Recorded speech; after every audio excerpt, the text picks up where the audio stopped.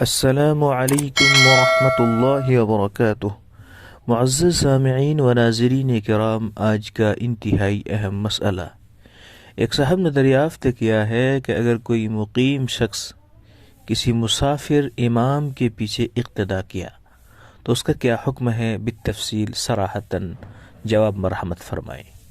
تو جواباً عرض یہ ہے کہ اگر کوئی مقیم شخص مسافر کے پیچھے نماز پڑھے تو مسافر امام 2 رکعت پر سلام پھیر دے گا، اس کے بعد مقیم مقتدی اپنی 2 رکعت قرات کے بغیر پوری کرے گا۔